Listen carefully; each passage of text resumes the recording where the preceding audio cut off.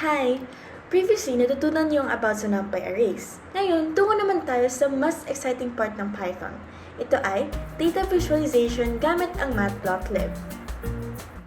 Ang data visualization ay tungkol sa paghahanap ng pinakamahusay na paraan upang ipakita ang isang particular na datos. Ito ang paraan kung paano mo mabisang maipapahayag ang impormasyon mula sa isang dataset. Gamit ang matplotlib, mayroon itong mga function para sa paglikha ng static, animated at interactive na mga visualization. Isa ito sa mga pinakasikat at pinakagamit na library sa Python, para man sa pagsusuri ng datos, presentasyon, o simpleng kasiyahan lamang, pinapadali ng matplotlib ang paggawa nito. Kaya tara, simulan na natin. Una sa lahat, kailangan nating i-import ang library ng matplotlib sa paraan na import matplotlib.pyplot as plt. Ang pyplot ay state-based interface to matplotlib. Naglalaman ito ng mga functions para sa simpleng plotting. Ngayon, may iba't ibang uri ng datos. Isang halimbawa nito ay ang pairwise data kung saan mayroon tayong data na x at y. Halimbawa, gusto nating i-plot ang age ng isang tao laban sa kanyang height. So, meron tayong x na age at y na height. Kung functional naman ang ating data, halimbawa nito ay ang frequency ng sound waves. So, mayroon tayong function na y is equal to sin x. Mula sa nakaraang video, natutunan natin ang tungkol sa NumPy arrays at kung paano natin itong pwedeng magamit para makabuo ng mga data points. Sa bahaging ito, ilalapat natin ang ating mga natutunan at buuin ng x at y para maplot. So, meron tayong x is equal to np.linspace from 0 to 100 at magge-generate tayo ng 100 points. Same naman ang ating gagawin sa y, and para i-plot itong x at y, gagamitin natin ang function na plt.plot parenthesis xy. And, ayan, makikita natin na naka-generate tayo ng isang line plot. Kung gusto naman natin i-plot ang sine function na nabanggit natin kanina, mag-generate tayo ng data points with x is equal to np.linspace from 0 to 10 with 1,000 points at ang functional natin na data ay y is equal to sin x. And tingnan natin ang itsura kapag plinot using plt.plotxy, makita natin yung sinusoidal waves. Ngayon, alam na natin kung paano gawin ang isang line plot. Kung gusto naman natin makita ang relationship ng dalawang bagay, maaari natin i-plot ito gamit ang scatter plot. For example, gusto nating alamin if may correlation ba ang number ng chocolate bars na kinain ng isang estudyante sa kanyang exam score. So, meron tayong data here about number of chocolate bars na kinain at yung corresponding score nila. Kung ipoplot natin ito gamit ang plt.scatter, parenthesis chocolates at exam, then makikita natin na meron tayong 1, 2, 3, 4, 5, 6, 7 na data points.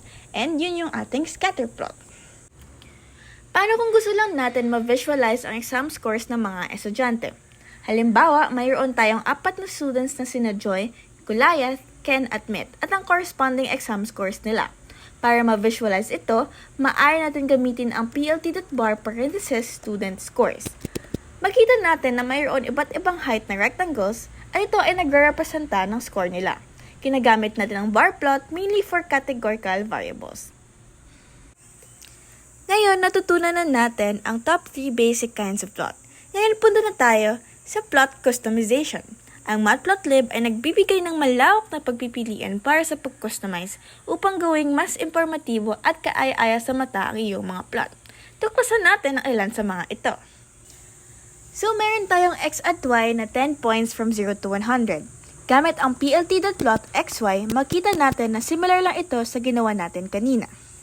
Para i-customize itong napakasimpleng graph, maaari natin lagyan ng title through plt.title, naka-include sa parenthesis yung title. Sa plot na ito, ang ginawa kong title ay customize this plot. Huwag kalimutan na lagyan ng apostrophe dahil ito ay isang string. Parang masyadong maliit yung title, no? Pwede natin lakihan ang kanyang font size sa pamamagitan ng setting yung font size into 18. Ayan. Kung gusto natin i-emphasize itong title, pwede natin i-adjust ang font weight nito. Gamitin lamang font weight is equal to bold. Ayan, mukha na siyang maayos na title.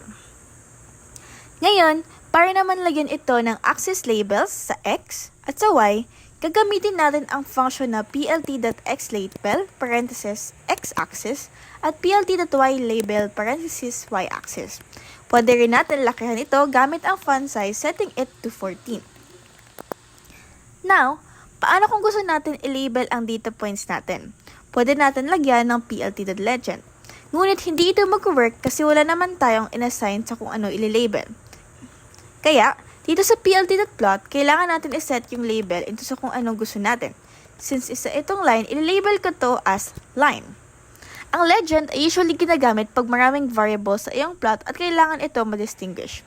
Halimbawa, kung lalagyan natin ito ng scatter plot, mag-overlap na ito sa ating line. Kaya, mas convenient if i-label din natin ito bilang points ng scatter plot natin. Ayan, clear na, di ba? Pwede din natin i-customize ang plot sa paraan ng pag-iba ng kulay. Kailangan lamang iset ang color. Halimbawa dito, iset ko ang line as purple and yung scatter plot as red.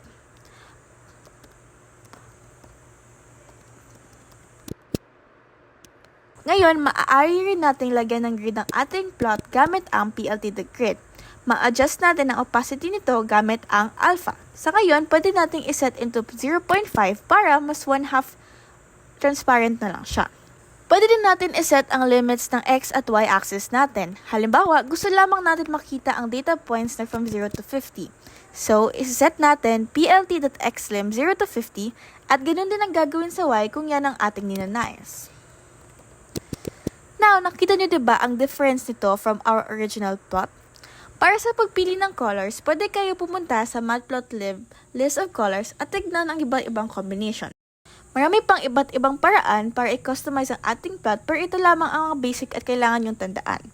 Now, mayroon na tayong customized na plot. Ang last step dito ay kung paano i-save.